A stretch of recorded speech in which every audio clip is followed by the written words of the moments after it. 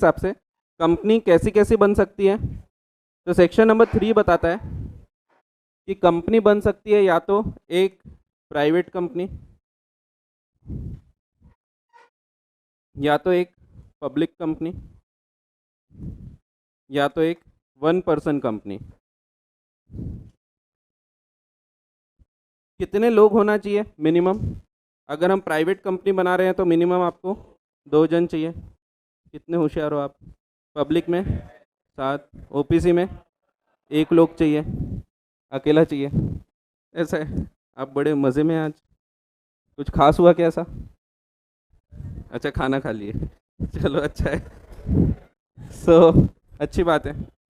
Private company में 2 लोग होते हैं, पब्लिक कंपनी में 7 मिनिमम, कम से कम, ज़्यादा भी हो सकते हैं, एंड ओपीसी में 1 लोग होते हैं, अकेला होता है।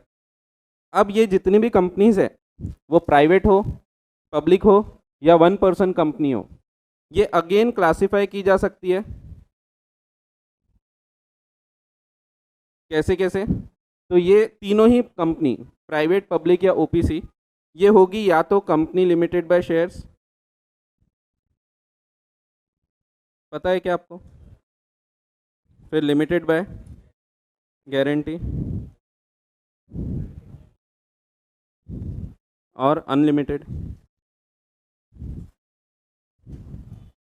लिमिटेड बाय शेयर तो सिंपल है। लिमिटेड बाय गारंटी में फिर 2 प्रकार हो सकते हैं, या तो शेयर कैपिटल भी है and having share capital, and not having share capital.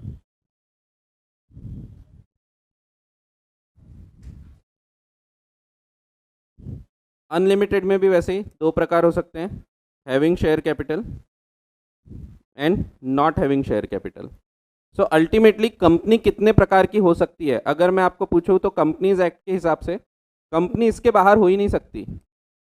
जो सेक्शन 3 बताता है आपको, सेक्शन 3 बोलता है कंपनी या तो प्राइवेट होगी, पब्लिक होगी या तो ओपीसी होगी, इसके अलावा और कोई तरीका है ही नहीं कंपनी बनाने का।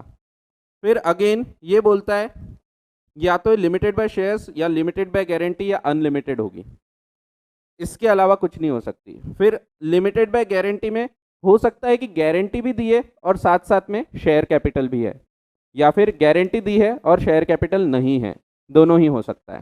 ठीक है, तो एक एक करके हम देखेंगे क्या होता है प्राइवेट कंपनी, डेफिनेशन देखेंगे, पब्लिक कंपनी, ओपीसी, सबकी डेफिनेशन देखेंगे। देन लिमिटेड बाय शेयर्स क्या होते हैं ये देखेंगे, लिमिटेड बाय गारंटी क्या है वो देखेंगे, and having and not having share capital क्या है, और अनलिमिटेड कंपनी, जो कि वैसे कोई बनाता नहीं है, क्योंकि मेन जो एम है हमारा कंपनी बनाने का वो यही है, मेन मकसद होता है कि हमारी लायबिलिटी जो है लिमिट हो जाए।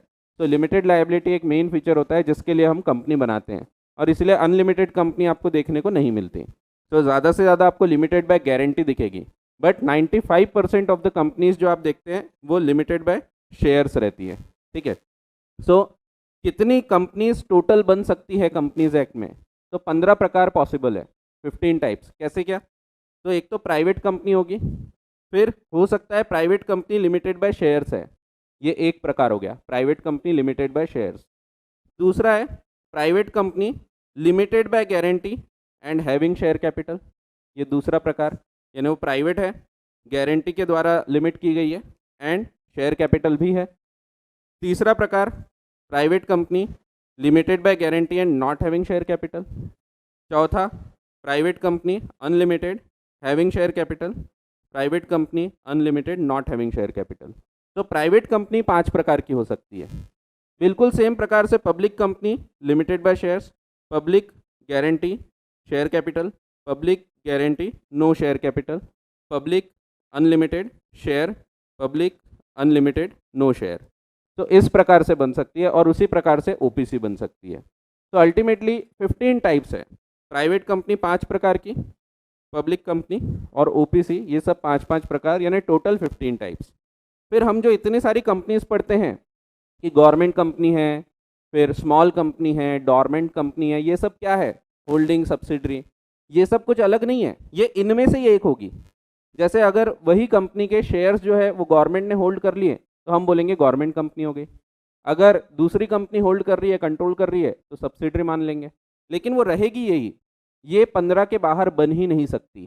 तो सेक्शन 3 जो है ये बताता है मैक्सिमम कैसे क्या कंपनी बनाई जा सकती है।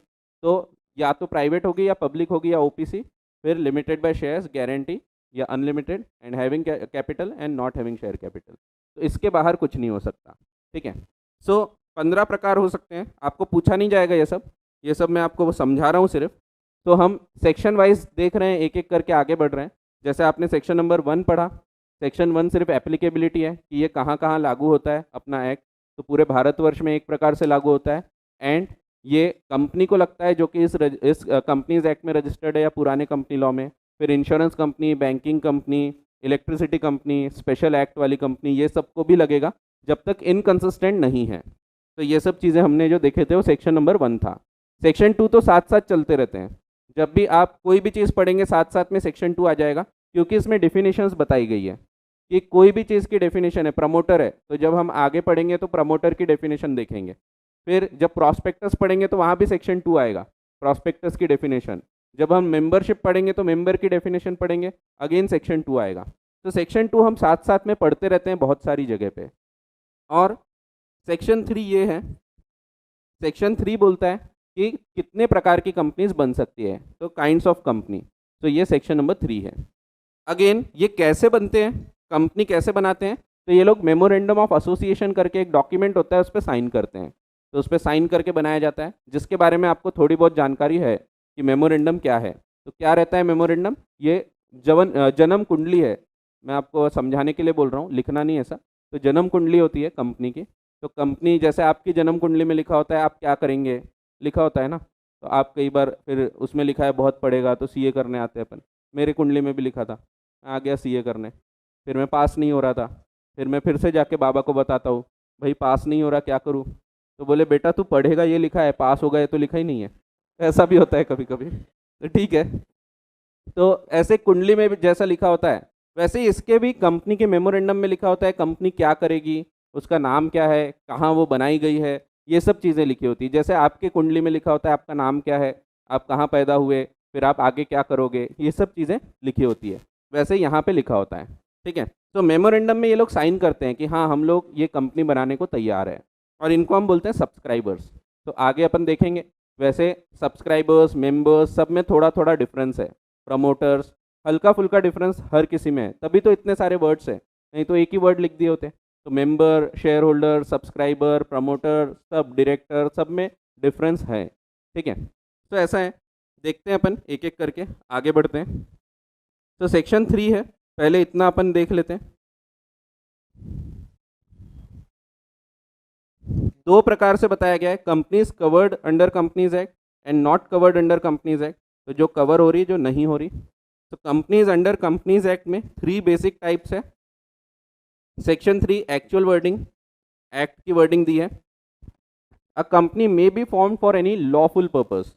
क्या वर्ड यूज किया है, may be formed for any lawful purpose. Lawful purpose के लिए तो जाहिर सी बात है, इलीगल काम के लिए तो हम बनाएंगे नहीं। तो आपको अगर चरस, गांजा, हशीश ये सब बेचना है, स्मगलिंग करना है, तो कंपनी बना के अपन नहीं करते, वो तो अपन बारीक में करते, पता भी नहीं लगता किसने किया है, ठीक है। तो करना नहीं ऐसा, अच्छी होता है। तो लॉफुल पर्पस के लिए बनाई जा सकती है।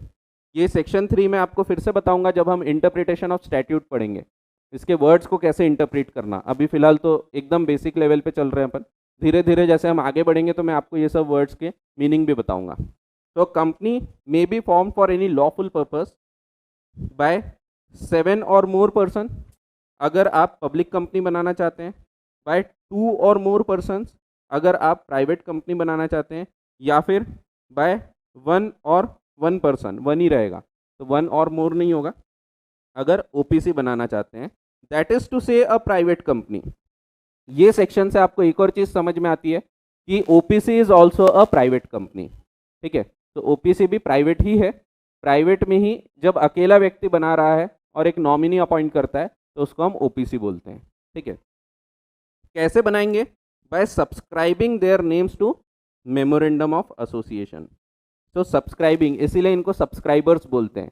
जिन्होंने शुरुआत में कंपनी बनाया उनको सब्सक्राइबर्स बोलते हैं, जिन्होंने मेमोरेंडम में साइन किया। बाद में जाके अगर मैं उसके शेयर्स खरीदूंगा तो मैं सब्सक्राइबर नहीं हूँ, मैं मेंबर ज़रूर होऊंगा लेकिन मैं सब्सक्राइबर नहीं हूँ। जैसे कैप्स लर्निंग प्राइवेट लिमिटेड, ये हम लोगों ने सबने बनाया, तो हम लोगों ने उसमें साइन किए। कल चल के समझो आप भी हमारे कंपनी में शेयर होल्डर बनना चाहते हैं, आप भी टीचिंग में आना चाहते हैं, तो आप आएंगे तो आपको भी शेयर्स वगैरह देंगे हम लोग, लेकिन आप सब्सक्राइबर नहीं कहलाएंगे, क्योंकि आपने ओरिजिनली जब ये बन रही थी उस टाइम पे आपने सब्सक्राइब नहीं किया है मेमोरेंडम को, तो आप शेयर होल्डर रहेंगे, मेंबर रहेंगे, but you will not be called as subscriber. ठीक है, तो ऐसा है। तो जो शुरुआत में साइन करते हैं to the memorandum and complying with the requirements of the act in respect of registration, तो कौन सी रिक्वायरमेंट्स है? रिक्वायरमेंट बताई गई है सेक्शन नंबर 7 में, जो अपन आगे पढ़ते हैं, जो आपने ऑलरेडी पढ़ा भी है, तो आपको पता है अभी, क्योंकि आप फाउंडेशन करके आए तो आपको काफ़ी कुछ इसके बारे में जानकारी है। फिर आगे दिया है सच अ कंपनी, जो कंपनी फॉर्म्ड अंडर सबसेक्शन 1, जो ऊपर सबसेक्शन 1 में जो फॉर्म हो रही है कंपनी, ये कैसी होगी? इट में be either limited by shares और लिमिटेड बाय गारंटी और अनलिमिटेड। अब इसमें हैविंग शेयर कैपिटल और नॉट हैविंग शेयर कैपिटल ये यहाँ नहीं लिखा है, ये जब हम शेड्यूल्स पढ़ते हैं तो शेड्यूल्स में बताया गया है। ठीक है, तो लिमिटेड बाय शेयर इसमें तो ऐसा नहीं होगा कि नॉट हैविंग शेयर कैपिटल, तो ऐसा तो हो ही नहीं सकता, company limited bye share and not having share capital होगा कैसा? तो नहीं होगा, बट बाकी दोनों में हो सकता है। ये दोनों लिमिटेड होने के बावजूद, लिमिटेड बाय गारंटी या अनलिमिटेड होने के बाद भी शेयर कैपिटल रख भी सकती हैं और शेयर कैपिटल नहीं भी रख सकती हैं। तो अल्टीमेटली 15 टाइप्स ऑफ कंपनी बनाई जा सकती है। अगेन ये जो कंपनीज है इनको और भी अलग अलग टाइप से क्लासिफाई किया जा सकता है। कैसे क्या? जैसे कंट्रोल के बेसिस में, कंट्रोल के बेसिस पे अगर आप क्लासिफाई करते हैं तो ये होल्डिंग कंपनी, सब्सिडरी कंपनी या एसोसिएट कंपनी कहलाती है। ठीक है, तो इसके बारे में भी आपको काफ़ी कुछ जानकारी है। थोड़ा इसमें हम और एक्स्ट्रा पढ़ेंगे, जैसे आज भी हम थोड़ा एक्स्ट्रा पढ़ेंगे, ऐसा नहीं कि एकदम ही पुराने ही पढ़ रहे अपन, तो कुछ नई चीज़ें भी अपन देखेंगे। जैसे आज हम सेक्शन 14 पढ़ने वाले हैं, तो वो साथ में देखेंगे अपन। ठीक है, वैसे ही जब हम यहाँ होल्डिंग सब्सिडरी पढ़ेंगे तब एक सेक्शन जो आपने फाउंडेशन में नहीं पढ़ा वो पढ़ेंगे अपन, सेक्शन नंबर 19 है, जो कि बहुत इंपॉर्टेंट है।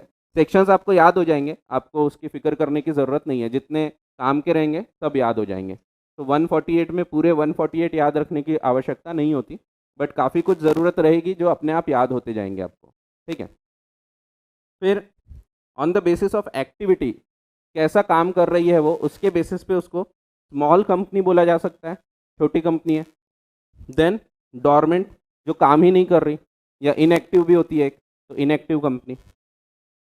इनकॉर्पोरेशन के बेसिस पे एक फॉरेन कंपनी भी हो सकती है जो कि भारत में रजिस्टर्ड ही नहीं होती, तो भारत के बाहर रजिस्टर्ड है वो। अगर भारत में रजिस्टर हो गई तो फिर वो भारत की कंपनी हो गई। ठीक है, ओनरशिप के बेसिस पे government and non government company. Purpose के बेसिस पे profit and not for profit company, section 8 company. तो ऐसा भी देखेंगे अपन, सेक्शन 8 कंपनीज क्या होती हैं, तो सब चीज़ एक एक करके हम देखेंगे। हम चालू करते हैं, शुरुआत करते हैं एकदम ही बेसिक चीज़ से। प्राइवेट कंपनी एक इम्पॉर्टेंट डेफिनेशन, सिर्फ आपको डेफिनेशन नहीं पूछी जाएगी, आपको क्वेश्चन ऐसा आएगा कि डिफाइन प्राइवेट कंपनी, और साथ साथ में पूछा जाएगा state the procedure to convert a private company into public company. तो ये दोनों क्वेश्चन मिला के पूछा जाएगा, या अपोजिट आ सकता है, state the procedure to convert a public into private, तो दोनों हो सकता है। तो प्राइवेट से पब्लिक हो रही वो भी हो सकता है, या पब्लिक से प्राइवेट हो रही ये भी हो सकता है। तो दोनों प्रकार की चीज़ें हो सकती है, तो हम आज उसके ऊपर भी थोड़ी चर्चा करेंगे। ठीक है, पहले हम प्राइवेट कंपनी, पब्लिक कंपनी और इनके थोड़े बहुत फीचर्स देखेंगे, और फिर हम कन्वर्जन के ऊपर चर्चा करेंगे। तो देखते हैं, चर्चा यानी मैं बताऊंगा आप सुनेंगे, तो चर्चा यानी वैसी चर्चा नहीं होती, बट हाँ आपको अगर डाउट्स है तो आप पूछ सकते हैं। तो आपने एक नोटिस किया होगा, लेकिन लाइव क्लास में डाउट्स कम आते हैं, लेकिन वही वीडियो क्लास रही तो धाड़ धाड़ धाड़ टाइपिंग करना रहता ना, तो धाड़ धाड़ धाड़ भेजते जाते सब, ऐसा है। ठीक है, चलो, तो प्राइवेट कंपनी सिंपल सी डेफिनेशन है, वर्ड्स इंपॉर्टेंट होते हैं। कई बार क्या होता है ना, सीए एग्जाम्स में ऐसा होता है कि हमने डेफिनेशन लिखे तो बट वर्ड इधर के उधर हो गए, और उसके कारण मार्क्स पूरे चले जाते हैं। तो यहाँ ध्यान रखने वाली बात यह है कि आपको वर्ड्स पे ध्यान देना पड़ता है। जब भी लॉ पढ़ रहे हैं आप, कोई भी प्रकार का लॉ पढ़ो, अब आप टैक्स भी पढ़ रहे हैं, टैक्स भी लॉ है, आप देखोगे उसमें एक चीज़ बदल गई तो उससे फ़र्क पड़ जाता है, रेसिडेंट नॉन रेसिडेंट से फ़र्क हो जाता है, एज से फ़र्क हो जाता है। तो बारीक बारीक चीज़ें ध्यान रखना पड़ता है जब भी आप कोई भी लॉ पढ़ रहे हैं। तो यहाँ पे भी वही है, प्राइवेट कंपनी यानी क्या? तो सबसे पहले तो प्राइवेट कंपनी एक ऐसी कंपनी है जिसका minimum paid up share capital है एज में बी प्रिस्क्राइब्ड। अब एज में बी प्रिस्क्राइब्ड इसका क्या मतलब है? याद करो मैंने आपको बताया था ये जो एक्ट है इसको हम रूल बेस्ड एक्ट बोलते हैं।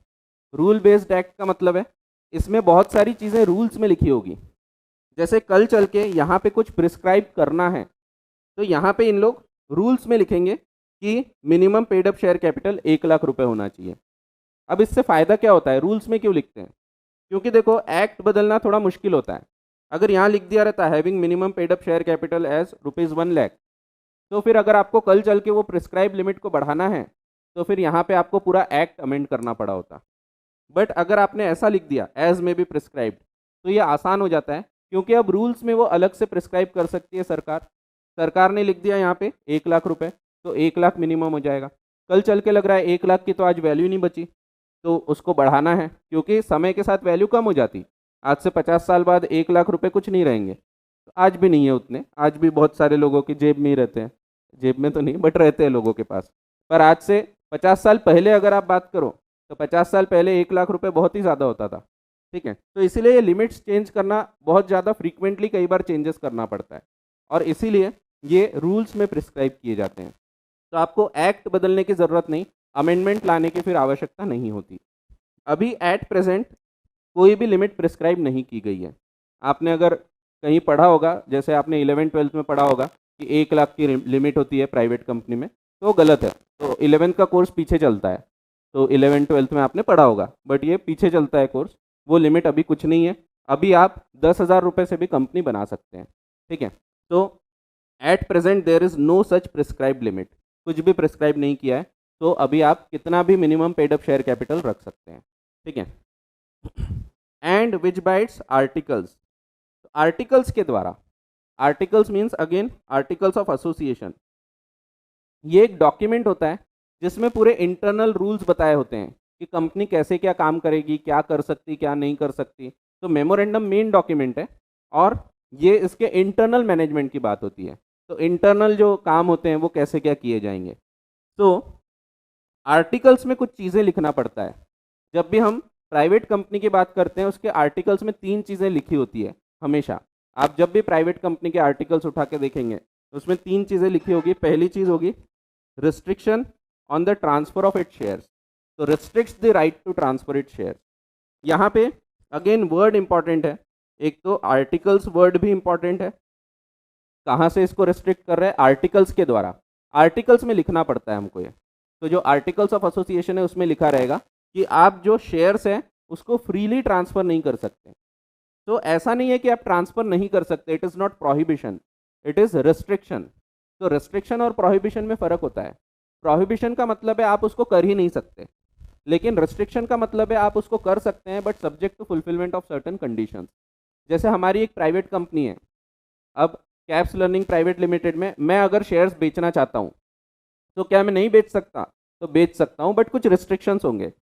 जैसे कि इसमें जो लोग अभी शेयर होल्डर हैं वो लोग बोलेंगे कि शर्मा जी अगर आपको अपने शेयर्स बेच के जाना है तो आप हमको शेयर्स बेचो। तो पहले उनको पूछना पड़ेगा कि आप खरीद रहे क्या, या ऐसे रिस्ट्रिक्शन होंगे कि आप अपने फैमिली मेम्बर्स को बेच सकते हैं।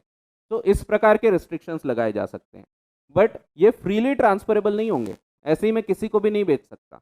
ठीक है, तो ट्रांसफरेबल होंगे बट रिस्ट्रिक्टेड होंगे। तो रिस्ट्रिक्टेड का मतलब है इसमें कुछ ना कुछ कंडीशंस लगाई जाएगी। तो ये पहला point, restricts, important word. Second point, except in case of OPC, OPC के अलावा limits the maximum number of members up to 200। तो 200 लोग मैक्सिमम जा सकते हैं। अगेन ये भी एक इंपॉर्टेंट पॉइंट है 200 लोगों का, जिस पे आपको एग्जाम में क्वेश्चन आ सकता है, आपको केस स्टडी के रूप में भी पूछा जा सकता है। तो मैक्सिमम कितने लोग हो सकते हैं? तो 200 लोग। तो यहाँ ध्यान रखो, मिनिमम जो नंबर है वो सेक्शन 3 बताता है, वो मैक्सिमम नंबर नहीं बताता। मैक्सिमम नंबर उसकी डेफिनेशन बताती है। जब आप सेक्शन 3 पढ़ते हैं वहाँ सिर्फ मिनिमम बताया है कि मिनिमम 2 लोग, मिनिमम 7 लोग, मैक्सिमम वहाँ नहीं बताया। मैक्सिमम आप जब डेफिनेशंस पढ़ते हैं तब पता लगता है। तो प्राइवेट कंपनी में मैक्सिमम नंबर ऑफ मेंबर्स 200 हो सकते हैं। इसमें भी प्रोविजो दिए गए हैं। प्रोविजो का क्या मतलब होता है? तो प्रोविजो का मतलब होता है जब आप कोई चीज़ लिख रहे हैं उसमें कुछ एक्सेप्शंस देना है आपको, तो उसको प्रोविजो के थ्रू दिया जाता है। ये भी मैं डिटेल में बताऊंगा वैसे प्रोविजोस क्या होते हैं जब हम इंटरप्रिटेशन सीखेंगे। बट ऐसा कई जगह लिखा रहता है प्रोवाइडेड डैट या प्रोवाइडेड, तो ऐसा लिखा है, इसका मतलब है कुछ एक्सेप्शंस बता रहे हैं कि 200 लोग आपको होना मैक्सिमम, उससे ज़्यादा नहीं होना, बट इसके कुछ एक्सेप्शन है। पहला एक्सेप्शन है वेयर 2 और मोर पर्सन होल्ड 1 शेयर, यानी जॉइंट होल्डर्स की बात हो रही है। जब 2 जन मिलके, मैं और मेरा फ्रेंड मिलके अगर शेयर्स होल्ड कर रहे हैं, तो ऐसे केस में हमको 2 काउंट नहीं किया जाएगा, हमको एक ही काउंट किया जाएगा। ठीक है, सो व्हेन 2 और मोर पर्सन्स होल्ड 1 और मोर shares in the company jointly, they shall for the purpose of this clause be treated as single member। सिर्फ यहाँ के लिए, सिर्फ this clause के लिए, सिर्फ बी पॉइंट के लिए, तो यहाँ स्पेसिफिकली बोल दिया है for the purpose of this clause. In words का भी बहुत बड़ा मीनिंग होता है, क्योंकि जब मैं आगे आपको पढ़ाऊंगा, कोरम पढ़ाऊंगा मैं आपको, कोरम का क्या मतलब है, तो जब मीटिंग होती है तो मीटिंग में मिनिमम कितने लोग आना चाहिए, तो एक कोरम होता है कि इतने लोग आएंगे तभी आप मीटिंग चालू कर सकते हैं। वहाँ पे मैं आपको इसके विपरीत बताऊंगा, वहाँ मैं बताऊंगा कि अगर जॉइंट होल्डर्स आते हैं तो हम बोलेंगे कि 2 मेंबर्स आए हैं मीटिंग में। यहाँ पे हम 2 मेंबर को 1 गिन रहे हैं, बट वहाँ पे हम 2 मेंबर को 2 गिनेंगे, जॉइंट होल्डर्स को 2 गिना जाता है। तो ये जो प्रोविजो लग रहा है, ये प्रोविजो सिर्फ इस क्लॉज को लग रहा है, यानी जब आप 200 लोगों की संख्या काउंट करेंगे तब आपको जॉइंट होल्डर्स को सिंगल होल्डर मानना है, सिंगल मेंबर मानना है।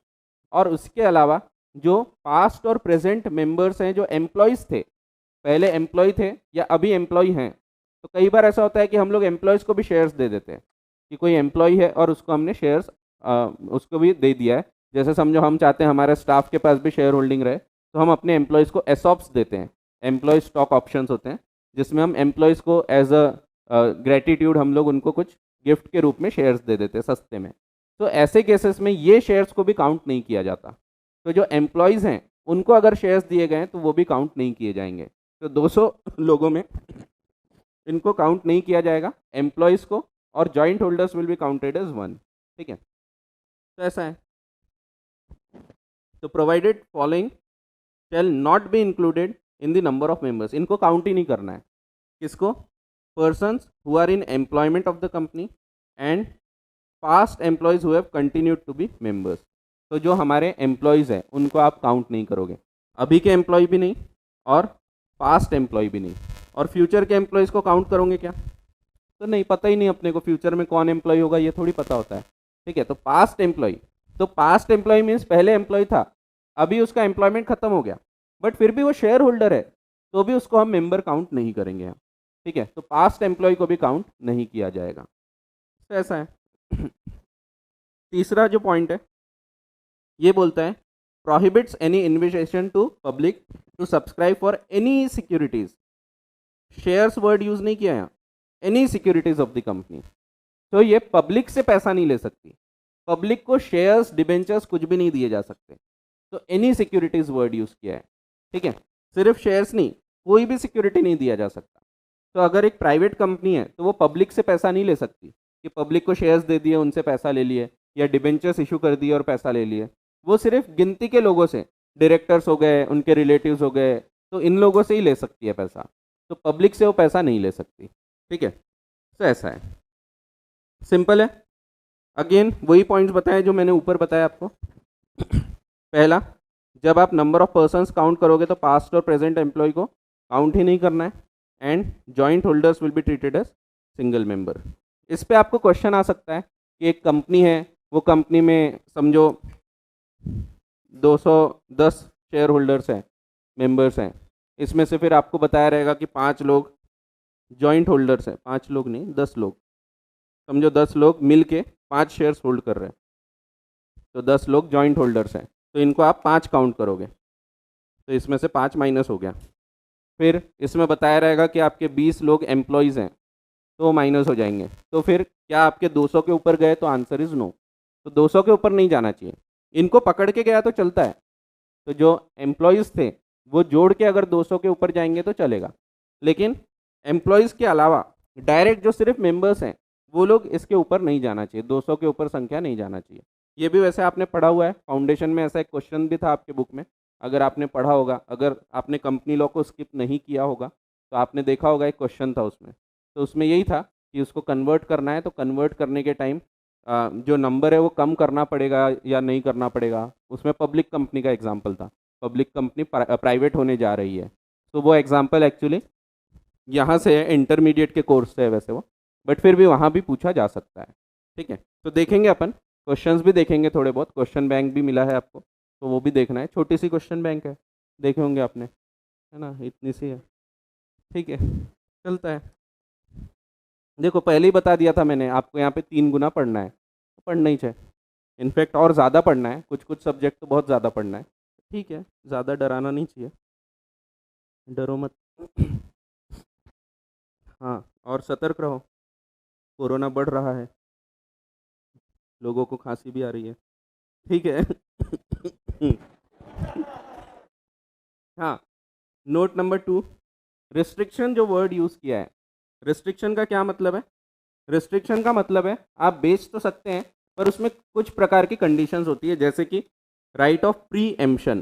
प्री एम्पशन का मतलब होता है पहले हमको पूछो, प्री एम्पशन, कि अगर तुम शेयर्स बेचना चाहते हो, जैसे मैं बेचने जाऊंगा, तो बाकी के लोग बोलेंगे अगर आप बेचना चाहते हो तो पहले हमको दो, अगर हम मना करेंगे तो फिर आप किसी और को बेच सकते हो।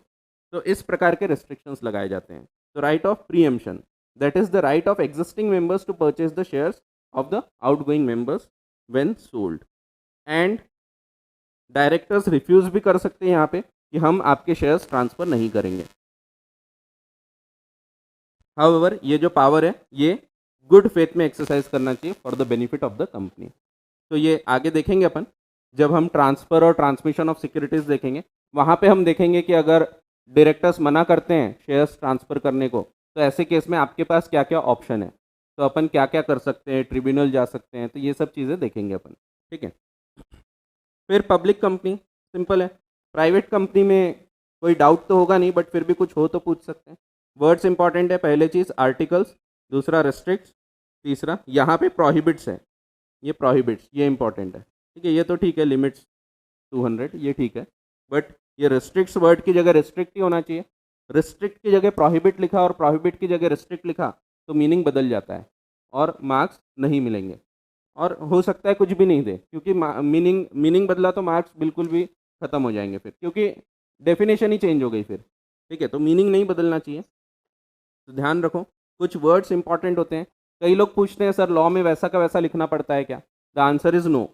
वैसा का वैसा लिखो ऐसा ज़रूरी नहीं, एकदम रटा हुआ रहे ऐसा ज़रूरी नहीं आप, लेकिन ये वर्ड्स वैसे ही लिखेंगे।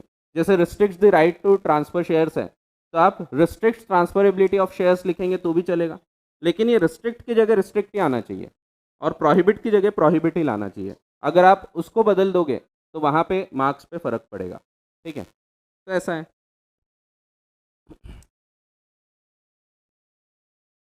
पब्लिक कंपनी देखते हैं और फिर कन्वर्जन के ऊपर हम चर्चा करेंगे।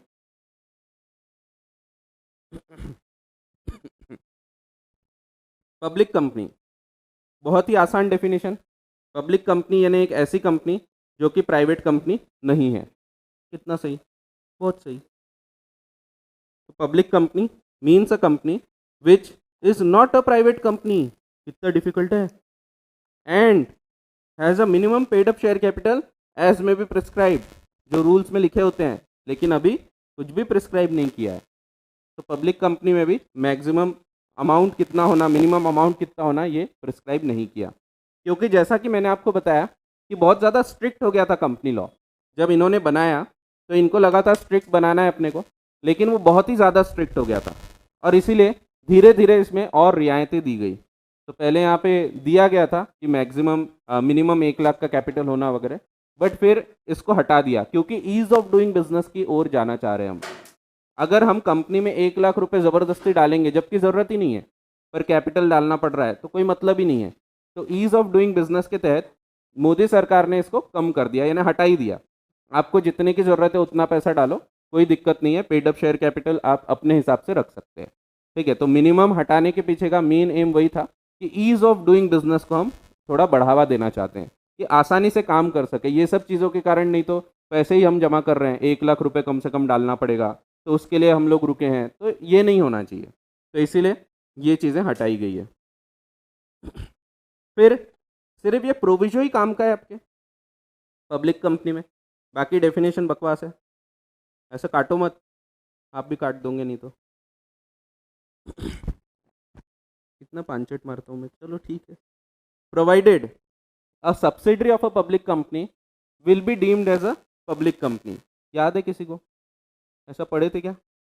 पढ़े थे कि अगर ये एक पब्लिक कंपनी है, इसने एक प्राइवेट कंपनी को कंट्रोल कर लिया, सब्सिडरी बना लिया। समझो रिलायंस है,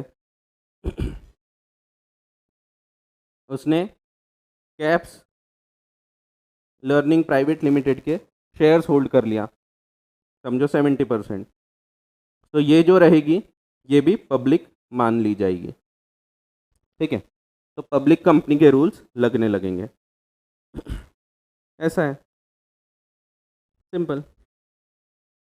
बस इतना सा पढ़ लेते, खत्म, फिर घर जाएंगे। नहीं, फिर आगे और पढ़ना है, दूसरी चीज़ पढ़ेंगे। So to call a company public company, provisions of 31A। 31A यानी कहाँ गया?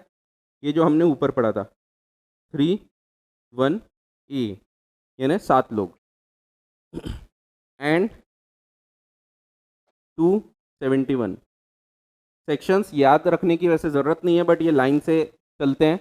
ये जो सेक्शंस आप देख रहे हैं, तो 268 है, ये डिफाइन करता है प्राइवेट कंपनी को, ऊपर दिया है। 269 रहेगा, अच्छा याद है आपको, प्रमोटर है। 270 प्रॉस्पेक्टस है, याद है आपको। 71 पब्लिक कंपनी है।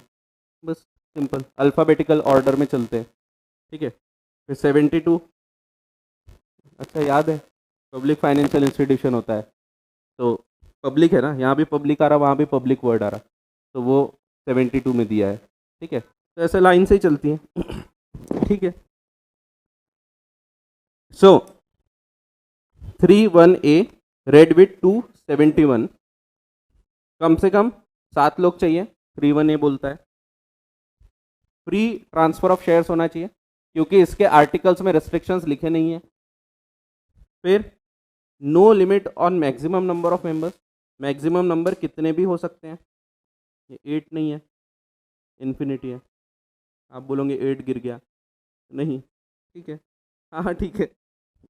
Allows public to purchase its shares and debentures, तो कोई भी इसके शेयर्स डिबेंचर्स खरीद सकता है।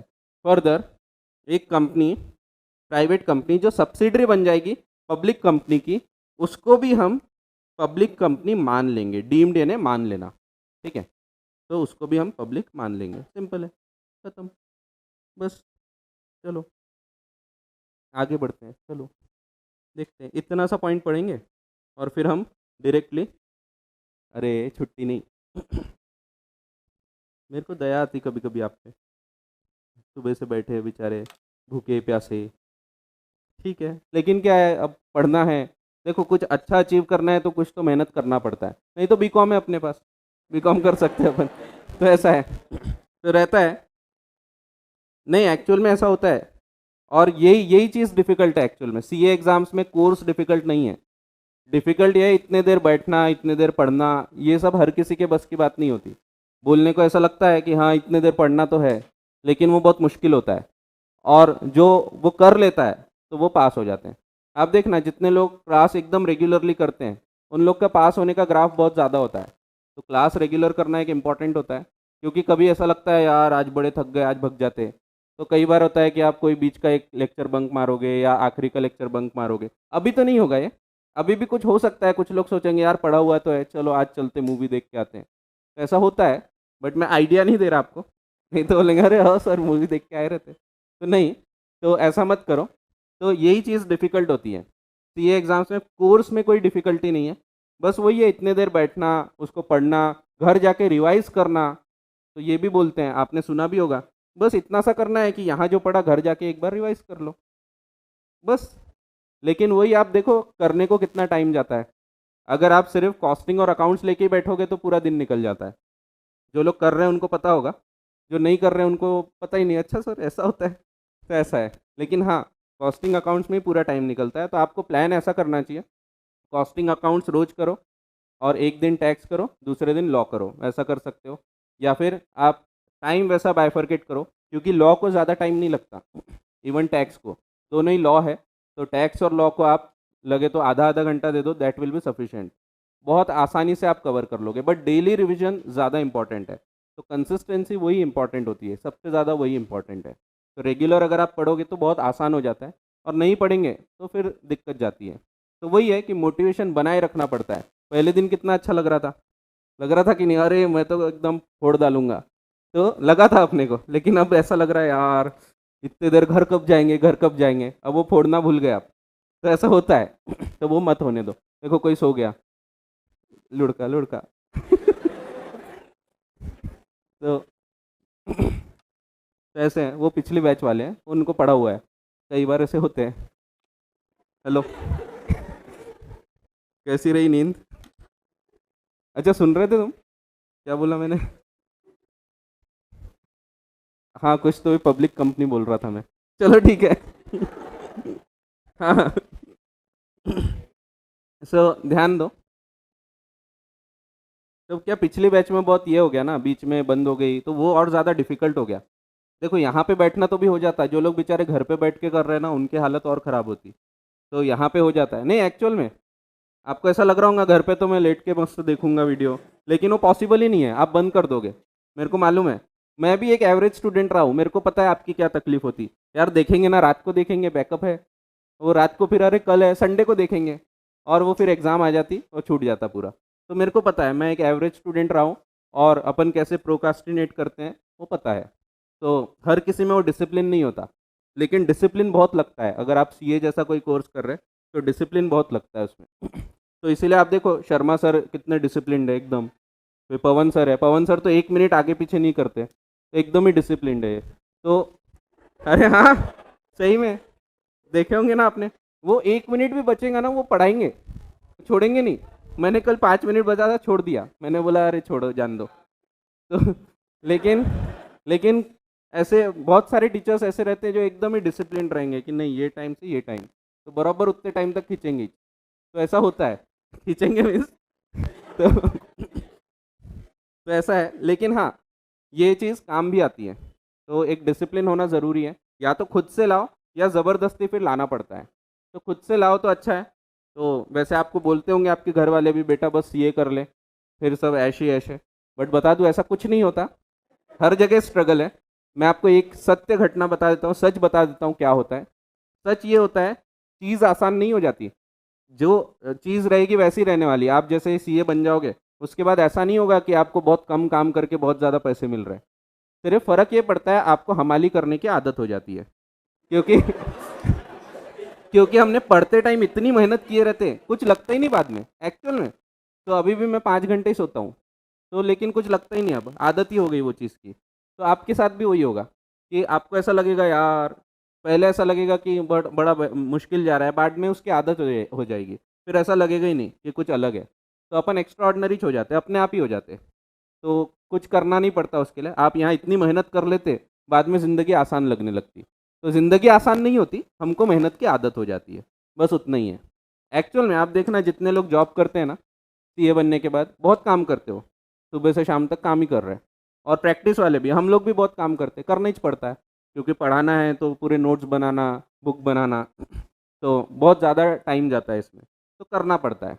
तो ये सच है, तो इसीलिए मेहनत करने की आदत डाल लो, आसान है सब फिर, ऐसा है। चलो छोड़ो, बहुत हो गई ज्ञान की बातें। हाँ हाँ, क्या हुआ? Some points worth noting about a private and public company क्या है? पहला point, basic distinction between a private and public company is the extent of public participation. Public कितना उसमें रोल अदा कर रही है।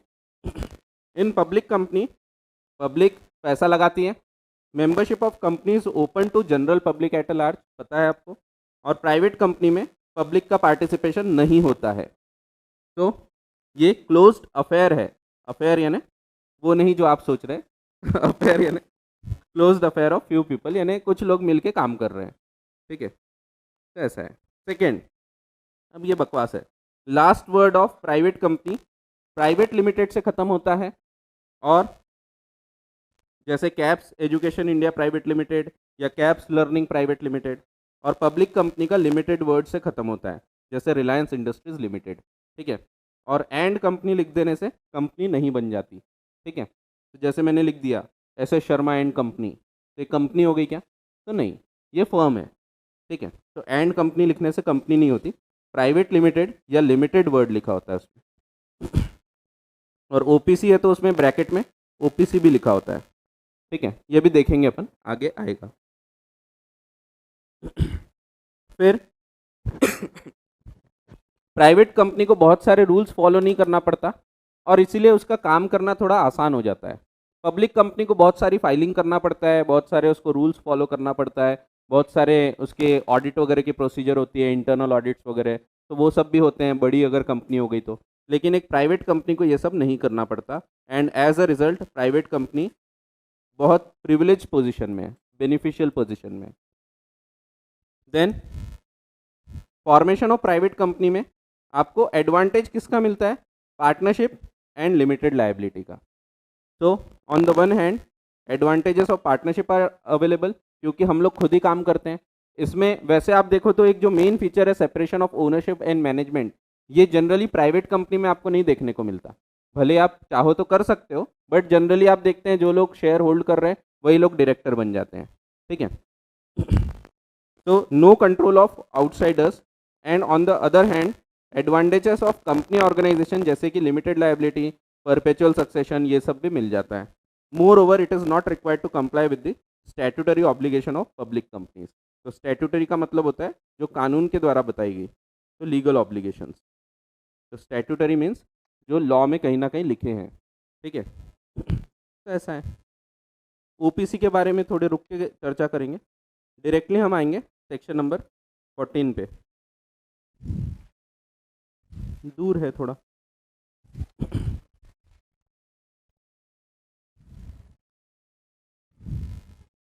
मस्त मौसम हो रहा है, बारिश आएगी फिर, ठीक है। अच्छा रहता है ऐसा मौसम रहा तो, पढ़ाई भी होती है। क्या डिपेंड करता है, नहीं तो हमको कई बार बाहर ही मन लगा होता है, पढ़ाई और कम होती है, होता है ना ऐसा। तो ये देखो, ये हमारी क्लास है, ये हम हैं, और यहाँ पढ़ाई नहीं हो रही है, तो ऐसा है। चलो, कुछ भी करते लोग, पौरी हो रही है, ठीक है, करो पौरी।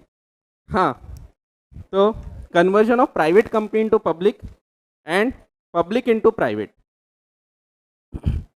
तो पब्लिक इनटू प्राइवेट भी आगे बताया है।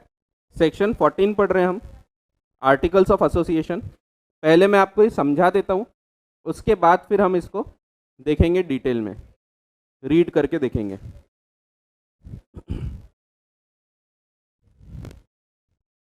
बहुत ही आसान, सभी आसान है। कैसे क्या कन्वर्जन होता है देखते हैं।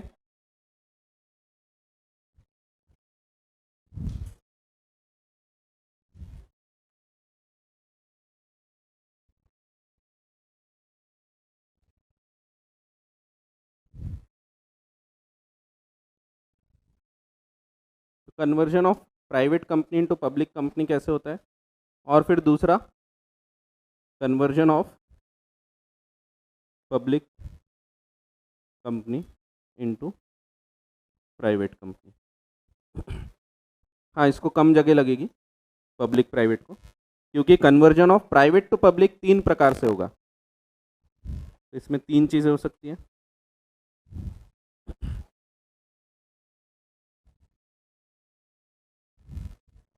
और इसमें एक ही होगा।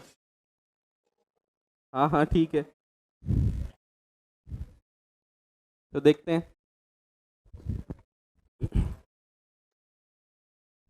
तो पहली चीज़, conversion of private into public. Private company public कैसे हो सकती है? तो एक तो गलती से हो जाएगी, हाँ एक्चुअल में तो गलती से भी हो सकती है, तो बाय डिफ़ॉल्ट, तो गलती की उसने, पहला प्रकार बाय डिफ़ॉल्ट, डिफ़ॉल्ट करके हो सकती है। दूसरा, कानून के कारण, बाय ऑपरेशन ऑफ लॉ।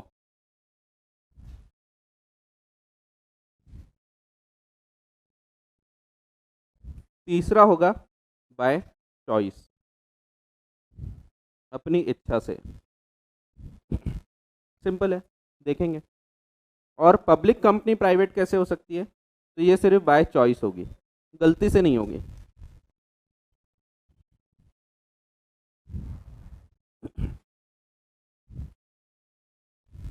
देखते हैं, सिंपल है।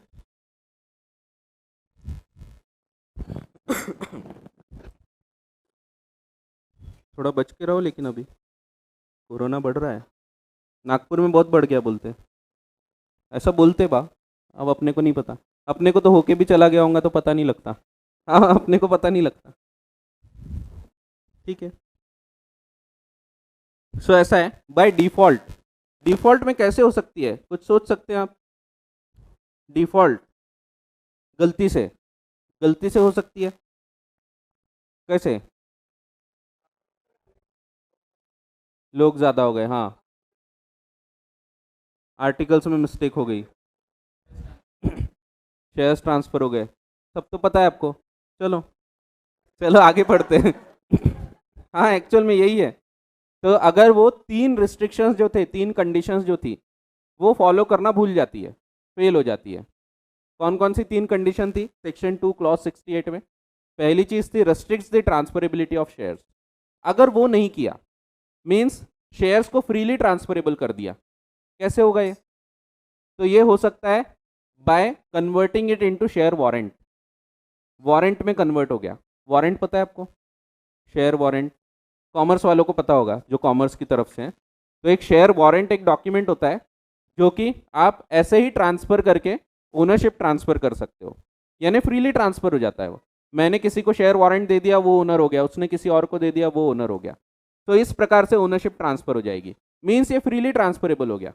इसीलिए आपने एक रूल पढ़े थे बचपन में, जिन लोगों ने कॉमर्स किया है 11th-12th, उन्होंने एक रूल पढ़ा था कि शेयर वारंट जो है वो सिर्फ पब्लिक कंपनी इशू करती है। पढ़ा था ऐसा कुछ? तो रीज़न क्या था? यही रीज़न है, क्योंकि अगर वारंट इशू कर दिया मीन्स फ्रीली ट्रांसफरेबल हो गए, लेकिन वो नहीं कर सकती कंपनी। ठीक है, सो इसीलिए बाय डिफॉल्ट अगर उसने ट्रांसफर ऑफ शेयर्स फ्री कर दिया तो ये कन्वर्ट हो जाएगी इनटू पब्लिक कंपनी। अब इसका ये मतलब नहीं कि ये पब्लिक कंपनी जैसे पूरा काम करने लग जाए। इसका मतलब है ये तो गलती हो रही ना, इसको ठीक करना पड़ेगा ये चीज़ों को। ठीक है, बट इसके जो प्रिविलेजेस हैं, जो बेनिफिट्स मिलते हैं प्राइवेट कंपनी को, वो पूरे बेनिफिट्स खत्म हो जाएंगे। तो अब इसको पब्लिक वाले रूल्स लगने लग जाएंगे। ठीक है, दूसरी चीज़, नंबर ऑफ मेंबर्स जो है वो 200 के ऊपर चले गए। ध्यान नहीं रहा, नया शेयर होल्डर आया, उसको शेयर दे दिए और 200 के ऊपर चले गए, तो यहाँ पे भी कन्वर्ट हो जाएगी ऑटोमेटिकली बाय डिफॉल्ट। ठीक है, और तीसरी चीज़, पब्लिक से पैसा ले लिया, पब्लिक को शेयर्स डिबेंचर्स इशू कर दिए, तो ऐसे केसेस में भी ये कन्वर्ट हो जाएगी इनटू अ पब्लिक कंपनी। ठीक है, बट फिर से बता रहा हूँ, पब्लिक कंपनी में कन्वर्ट हो गई, इसका ये मतलब नहीं कि अब पब्लिक जैसे कुछ भी काम करेगी। ठीक है, इसका सिर्फ इतना मतलब है इसको प्राइवेट के बेनिफिट्स मिलना बंद हो जाएंगे। अल्टीमेटली ये डिफॉल्ट है, इसको ठीक करना पड़ेगा, और क्या क्या पेनल्टीज रहती है, जो भी रहेगा वो सब भरना पड़ेगा। अभी फिलहाल उसके ऊपर हम चर्चा नहीं कर रहे हैं। ठीक है, तो अल्टीमेटली ये बताया किसमें? तो ये फर्स्ट पार्ट, सेकेंड पार्ट, इसको हमको अभी वैसे यानी जो अपन पढ़ने वाले हैं कन्वर्जन करना, उसमें ये दोनों कवर नहीं होते। जब हम बोल रहे हैं हम चॉइस से कन्वर्ट करेंगे, तो वो वाला मेन पॉइंट हमको पढ़ना है। ठीक है, तो ये जो है ये आता है वैसे सेक्शन नंबर 18 में, दोनों ही चीज़ें पढ़ेंगे अपन। Read with section 14। Section 14 actually deal करता है विथ ऑल्टरेशन ऑफ आर्टिकल्स, वो देखेंगे अपन। ठीक है, तो सेक्शन 18 सिर्फ इतना बताता है कि एक कंपनी पब्लिक से प्राइवेट और प्राइवेट से पब्लिक हो सकती है, बस इतना बताया है, और कुछ नहीं बताता वो। ठीक है, फिर पहला पॉइंट लिख लेते हैं अपन, डिफॉल्ट में कैसे क्या कन्वर्जन हो जाएगा। तो डिफॉल्ट में कन्वर्जन होगा, पहली चीज, if private company fails to follow condition of section 2 clause 68, उसी का मतलब है दैट इज वो फ्री ट्रांसफर कर देती है शेयर्स,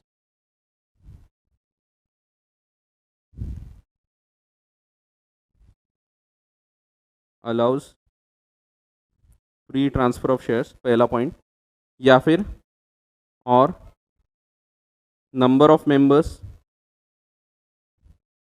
200 से ज़्यादा हो गए,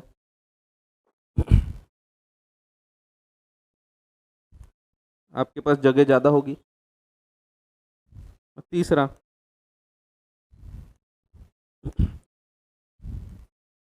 अलाउज पब्लिक पार्टिसिपेशन।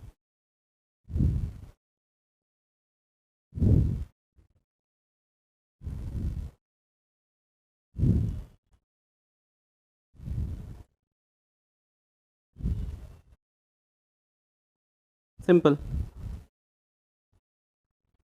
तो बाय डिफ़ॉल्ट कैसे कन्वर्ट हो रही है? बाय डिफ़ॉल्ट कन्वर्ट हो रही है अगर ये कंडीशंस फॉलो नहीं करती है तो। ठीक है, ये कंडीशंस आपको याद हो जाएगी, प्राइवेट कंपनी की जो डेफिनेशन है याद हो जाएगी अपने आप, हो भी गई होगी मेरे ख्याल से, याद होगी ना। भूल जाते हैं अपन, बट फिर एक बार रिवाइज करो तो याद आ जाता है। भूल तो जाते हैं बट भूल जाना अच्छी बात होती है। सोच के देखो, आपको हर चीज़ याद आ रही, कल जो आपने सुबह से शाम तक किए सब याद आ रहा, तो पागल हो जाएगा इंसान। तो भूल जाने की जो शक्ति दी है वो बहुत अच्छी चीज़ है, तो यहाँ मत भूलना। लेकिन एक्चुअल में वो बहुत अच्छी चीज़ है। नहीं तो सोचो उसी की याद आ रही दिन भर रात भर, तो होता है ये भी। तो ऐसा नहीं होना चाहिए। फिर ऑपरेशन ऑफ लॉ से कैसे कन्वर्ट हो जाएगी, ये भी पता होगा आपको। कब? डेथ डेथ हो जाएगी कंपनी की, कंपनी मर गई।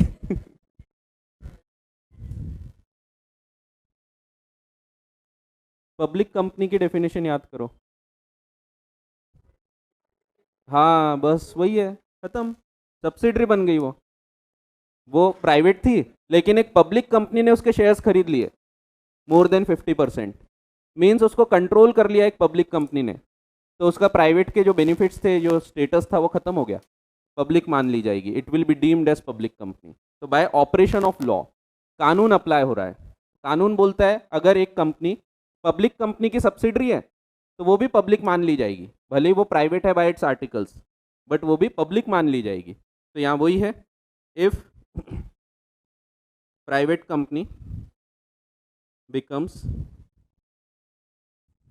a subsidiary of public company। कितना आसान, होशियार हो आप, क्लिक हो रहा ना सब एकदम से, आप ही बता रहे, मैं तो बता ही नहीं रहा। कितना सही, बहुत सही।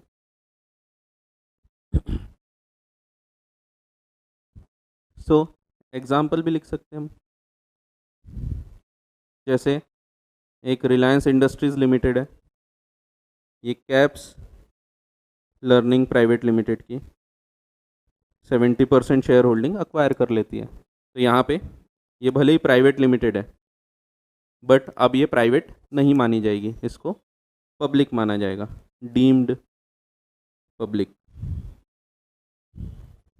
कितना सही, बहुत सही।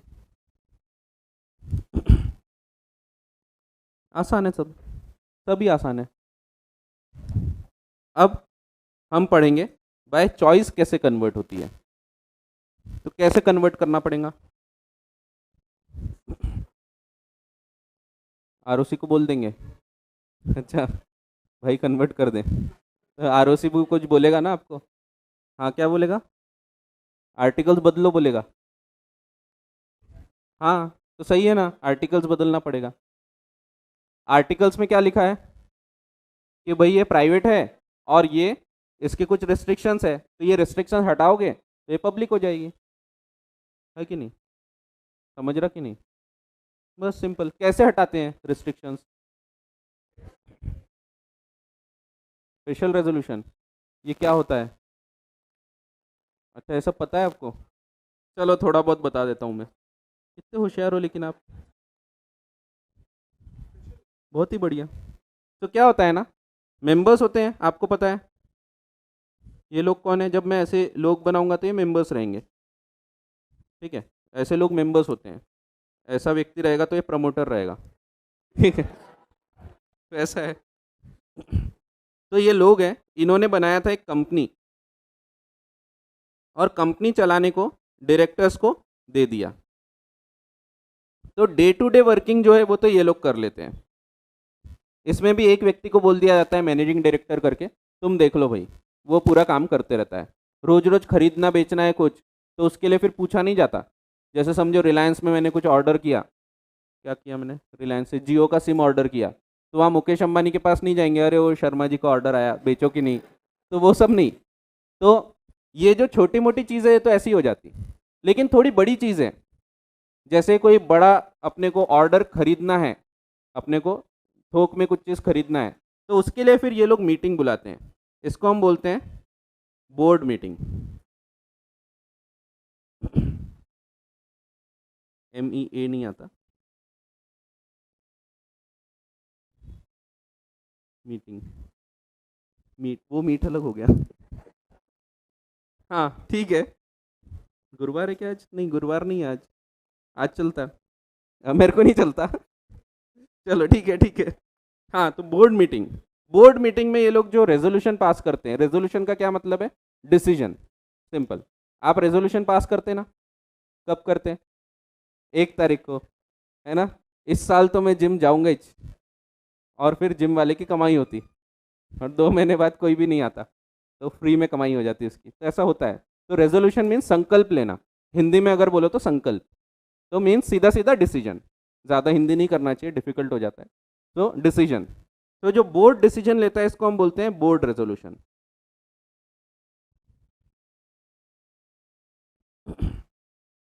तो बोर्ड ऑफ डायरेक्टर्स बहुत सारे काम के लिए मीटिंग बुलाते हैं। जैसे अब हम लोग को भी कुछ काम करना होगा तो हम लोग बोर्ड की मीटिंग बुलाते हैं और फिर उसमें डिसाइड कर लेते हैं। जैसे वाईफाई वगैरह लगवाना है इधर, तो हम मीटिंग बुलाते हैं, तो मीटिंग बुला के काम कर किया जाता है। ठीक है, तो चल रहा था, अभी हमारी मीटिंग थी, तो अभी तो आजकल मिल के नहीं कर रहे मीटिंग, तो यही मीटिंग थी कि वाईफाई लगाना। आज तकलीफ़ हो गई ना, आपकी क्लास में भी हुई, नेटवर्क चला गया था, और मेरे क्लास में भी हुई, सुबह की पहली क्लास में, तो आज नेटवर्क इशू हो रहा था, तो दूसरा एक और डिवाइस लगाना पड़ेगा, तो इसके लिए मीटिंग करते हैं हम लोग। तो वो आजकल व्हाट्सएप पे हो जाती है, बट फिर भी मीटिंग करना चाहिए, मीटिंग होती रहती है। तो ये जो मीटिंग्स होती है इसमें जो डिसीजन होता है इसको हम बोलते हैं रेजोल्यूशन, बोर्ड रेजोल्यूशन। वैसे ही जो बहुत बड़े काम करना है, हमको एक नया का नया पूरा फैक्ट्री बनाना है, या एक बहुत बड़ी ज़मीन खरीदना है, तो इसके लिए हम इनको बुलाते हैं।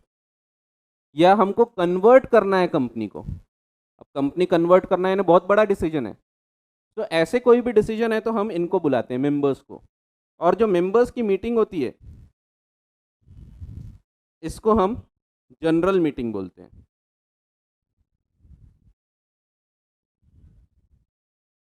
जनरल मीटिंग, जनरल मीटिंग 2 प्रकार की होती है, एक AGM, दूसरी EGM या EOGM भी बोलते हैं, तो एक्स्ट्रा ऑर्डनरी। तो AGM एनुअल जनरल मीटिंग साल खत्म होने के बाद होती है, ठीक है, और EGM कभी भी हो सकती है, बीच में कभी भी ले सकते हैं आप, ठीक है। अल्टीमेटली सिंपल ये ध्यान रखो, जनरल मीटिंग है, यानी मीटिंग बुलाई जा रही है, अपन ये पूरा डिटेल में पढ़ेंगे, अभी बेसिक बता रहा हूँ मैं। तो मीटिंग बुलाते हैं और इन लोगों को पूछा जाता है कि हम ये करें या नहीं करें, तो ये पूछा जाता है। कुछ कुछ चीज़ें होती है जो कि ऑर्डिनरी रेजोल्यूशन से पास हो जाती है। इसमें 2 प्रकार के डिसीजन होते हैं, एक को बोलते हैं हम ऑर्डिनरी रेजोल्यूशन,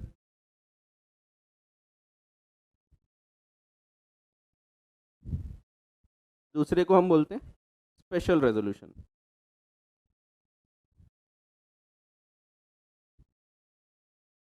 ऑर्डिनरी रेजोल्यूशन का क्या मतलब है, जिसमें मोर देन 50% लोग अगर हाँ बोल दें तो हम बोलते हैं डिसीजन पास हो गया, ये होता है ऑर्डिनरी रेजोल्यूशन। जो छोटे मोटी चीज़ होती है, बहुत सारी चीज़ों के लिए ऑर्डिनरी रेजोल्यूशन से काम हो जाता है, जैसे ऑथोराइज कैपिटल बढ़ाना है, पढ़ेंगे अपन, सब चीज़ें देखेंगे। लेकिन बहुत बड़ा काम है, जैसे कि हमको मेमोरेंडम बदलना है, आर्टिकल्स बदलना है, कंपनी का नाम बदलना है, तो ये बहुत बड़ा काम है। तो इसके लिए हमको लगता है कम से कम 75% लोगों की सहमति, 75, मोर देन और इक्वल टू, इक्वल भी चलेगा यहाँ, ठीक है, यहाँ इक्वल नहीं चलता, यहाँ पे मोर देन ही होना चाहिए, ठीक है। सो इक्वल टू यानी 10 लोगों में से अगर 7.5 लोग, 8 लोग हाँ बोलेंगे तब जाके डिसीजन होगा, ठीक है। 100 लोगों में से 75 लोग, ठीक है, तो 75 लोग भी चलेंगे। यहाँ 50 नहीं चलेंगे, 50 के ऊपर होना, ठीक है। तो ऑर्डिनरी के लिए मोर देन 50% है, और स्पेशल के लिए मोर देन और इक्वल टू 75% होता है, ठीक है। तो इसको हम बोलते हैं 3/4 मेजॉरिटी। कई बार आपको क्वेश्चन आता है, हम पढ़ेंगे ये आगे, मीटिंग्स वाला चैप्टर भी हमको, उसमें हम डिटेल में पढ़ने वाले हैं कि मीटिंग कैसे क्या होती है, उसके लिए क्या करना पड़ता है, नोटिस भेजना पड़ेगा, बुलावा आएगा, फिर लोग आएंगे, तो बहुत लंबी प्रोसेस होती है। तो देखेंगे अपन कैसे क्या होता है, और एजीएम क्या होता है, ईजीएम क्या होता है, ये भी हम देखेंगे। तो एजीएम यानी आम वार्षिक बैठक होती है, आम, आम यानी आम, जनरल मीटिंग, जनरल यानी आम, और वार्षिक एनुअल, एनुअल जनरल मीटिंग, तो आम वार्षिक बैठक, तो ऐसी होती है। और एक होती है एक्स्ट्रा ऑर्डनरी। एक्स्ट्रा वो होती है जो जो बहुत ज़्यादा ऑर्डिनरी, उसको बोलते हैं एक्स्ट्रा ऑर्डिनरी, बहुत ही ज़्यादा ऑर्डिनरी है, अरे इतना ऑर्डिनरी, तो वो तो नहीं, वैसा नहीं होता। एक्स्ट्रा ऑर्डिनरी यानी एजीएम के अलावा जितनी है सब ईजीएम है, ठीक है, वो देखेंगे अपन। तो एजीएम आखिर में होती है, क्योंकि देखो मैंने आपको एक बताया था ना कि रोज़ रोज़ लोग आके बैठ नहीं सकते दुकान में। जैसे मैं अगर रिलायंस इंडस्ट्रीज़ का शेयर होल्डर हूँ, तो मैं रोज़ जाके नहीं बोलूँगा हाँ भाई आज कितना बेचे, कितना प्रॉफिट हुआ, तो मैं रोज़ नहीं पूछ सकता। लेकिन एक दिन दिया जाता है कि तुमको अगर पूछना है ना, इस दिन आओ और पूछ लो जो भी सवाल है। वो होता है एजीएम का दिन, कि साल भर हमने बिजनेस किया, और साल खत्म होने के बाद होती है मीटिंग, कि साल भर हमने इतना इतना प्रॉफिट कमाया, अब आपके कुछ सवाल है तो आप आके पूछ सकते हैं। तो ये एजीएम होती है, एनुअल जनरल मीटिंग, जिसमें पूरा साल भर का, पिछले साल की डिटेल्स बताई जाती है। और इसमें ही फिर बाकी भी चीज़ें होती है, जैसे अपॉइंटमेंट करना है किसी को, तो ये सब चीज़ें होती है, ऑडिटर, डायरेक्टर्स, ये सब चीज़ें। तो ये एनुअल जनरल मीटिंग होती है। उसके अलावा एक्स्ट्रा ऑर्डिनरी जनरल मीटिंग भी होती है। जैसे अगर एजीएम अभी होके गई, तो फिर से एजीएम अब नहीं हो सकती, वो होगी डायरेक्टली अब अगले साल। तो इसीलिए अगर बीच में फिर भी मीटिंग बुलाना था, जैसे हमको कन्वर्ट करना है कंपनी, तो फिर ऐसे केस में हम ईजीएम बुलाएंगे। तो अगर एजीएम होने ही वाली है तो उसमें डिसीजन ले लेते हैं, लेकिन अगर नहीं होने वाली, अभी होके गई थी, तो ऐसे केस में हम एक्स्ट्रा ऑर्डिनरी जनरल मीटिंग बुलाते हैं, ठीक है। तो ये जनरल मीटिंग दोनों हो सकती है, it can be either AGM और ईजीएम, ईजीएम बोलो या ईओजीएम भी बोलते हैं कुछ लोग, एक्स्ट्रा ऑर्डिनरी जनरल मीटिंग। सो ऐसा है। तो यहाँ पे अब हम जो डिसीजन ले रहे हैं आर्टिकल्स बदलने का, ये तो बड़ा डिसीजन है, तो यहाँ क्या लगेगा, स्पेशल रेजोल्यूशन, आर्टिकल्स बदलेंगे। लेकिन देखो, जब आपको जनरल मीटिंग बुलाना होता है ना, पहले बोर्ड मीटिंग होती है, क्योंकि बोर्ड मीटिंग में हम डिसाइड करेंगे कि कहाँ पे मीटिंग बुलाना, कौन सी तारीख को बुलाना, ये सब तो डिसाइड करना पड़ेगा। तो हमेशा जनरल मीटिंग के पहले एक बोर्ड मीटिंग होगी ही। तो पहले बोर्ड ऑफ डायरेक्टर्स मिलते हैं, वो लोग बोलते हैं कि आने वाले 25 तारीख को मीटिंग बुला लेते हैं, और फिर कहाँ पे मीटिंग बुलाना है उसके लिए जगह डिसाइड की जाएगी। तो पहले एक बोर्ड मीटिंग होती है, उसके बाद जनरल मीटिंग होती है हमेशा, ठीक है।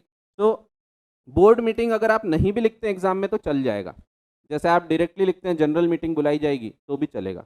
बट जो प्रोसेस है, प्रोसेस ऐसी होती है, पहले बोर्ड मीटिंग, उसमें बोर्ड रेजोल्यूशन पास किया जाएगा, उसमें बोला जाएगा कि हमको नाम बदलना है कंपनी का या जो भी करना है, तो वो लिखा रहेगा उसमें। जैसे यहाँ पे अपने को क्या करना पड़ेगा, यहाँ नाम भी बदलेगा, नाम में आपको वर्ड प्राइवेट लिमिटेड हटाना पड़ेगा, क्योंकि आपका नाम चेंज होना चाहिए।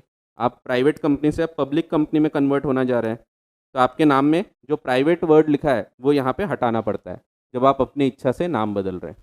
तो ये डिसाइड करना है, तो उसके लिए मीटिंग बुलाना पड़ेगा, और मीटिंग बुलाने के पहले डायरेक्टर्स मिलते हैं, ठीक है। तो डायरेक्टर्स की पहले मीटिंग होती है। तो इसकी स्टेप कैसी होगी, स्टेप 1 होगी, इसमें बोर्ड मीटिंग होगी,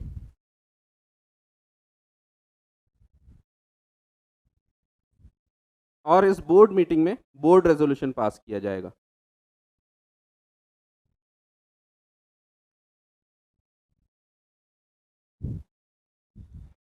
ये लोग बोलेंगे हमको कंपनी को कन्वर्ट करना है इनटू अ पब्लिक कंपनी। फिर बोर्ड मीटिंग के बाद जनरल मीटिंग बुलाई जाती है।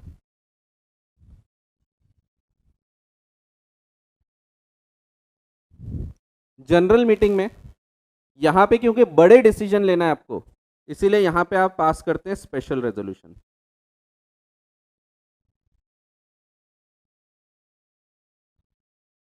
कौन कौन सी चीज़ों से रिलेटेड, 2 चीज़ों से रिलेटेड करना पड़ता है। पहली चीज़ आर्टिकल्स बदलना है, क्योंकि आर्टिकल्स में लिखे हैं रिस्ट्रिक्शंस। अब हम अगर पब्लिक में जाना चाह रहे हैं, पब्लिक कंपनी में कन्वर्ट करने चाह रहे हैं, तो ऐसे केस में हमको रिस्ट्रिक्शंस हटाना पड़ेगा। तो आर्टिकल्स को चेंज करना ये पहला एम होता है हमारा, और दूसरा एम नाम बदलना। ठीक है, तो चेंज ऑफ नेम भी होता है। जो प्राइवेट वर्ड है वो प्राइवेट वर्ड को डिलीट किया जाता है, मीन्स मेमोरेंडम बदलेगा। मेमोरेंडम में होता है एक नेम क्लॉज, पता है नेम क्लॉज, नेम लिखा होता है, name of the company will B, तो वहाँ लिखा होगा प्राइवेट लिमिटेड, तो वो प्राइवेट वर्ड को डिलीट करना पड़ेगा। ठीक है, तो उसका रेजोल्यूशन पास होता है, ऐसे ही नहीं काट दिए डिलीट बटन दबा दिए, ऐसा नहीं होता, यहाँ पे पूरा रेजोल्यूशन लगता है। ठीक है, तो दो रेजोल्यूशंस पास होते हैं, दो मेजर रेजोल्यूशन, दोनों के लिए स्पेशल रेजोल्यूशन लगता है। पहली चीज रहेगी alteration of articles of association. इसमें आप क्या करोगे, to remove conditions under section 2 clause 68। तो ये तीन कंडीशंस हटाना है आपको, यानी आपको फ्रीली ट्रांसफर करना है शेयर्स को। तो जो रिस्ट्रिक्शंस थे, restricts the transferability of shares, right to transfer the shares, वो हटाई जाएगी। दूसरी कंडीशन, जो लिमिट लगाई गई थी कि 200 के ऊपर मेंबर नहीं हो सकते, वो हटाई जाएगी। तीसरी चीज़, पब्लिक को आपको जो प्रोहिबिशन दिया गया था कि आप पब्लिक को पैसा नहीं दे सकते, पब्लिक से पैसा नहीं ले सकते, शेयर्स नहीं दे सकते, तो वो हटाया जाएगा। ठीक है, तो ये तीनों चीज़ें हटाई जाएगी। और दूसरा जो रेजोल्यूशन रहेगा वो क्या रहेगा, alteration of memorandum of association. इसमें क्या करेंगे, to change name by deleting the word private.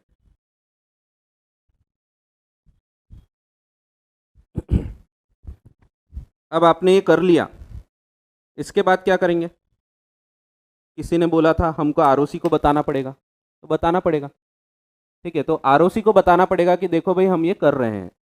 तो ये रेजोल्यूशंस पास हो गए, और आप फिर आरओसी को बताओगे कि हमने ये किया, और आरओसी फिर आपको एक नया सर्टिफिकेट देगा, क्योंकि सर्टिफिकेट जब दिया जाता है उस पर भी नाम लिखा था, अब नाम ही बदल रहा है, तो सर्टिफिकेट में अब नाम चेंज होके आएगा।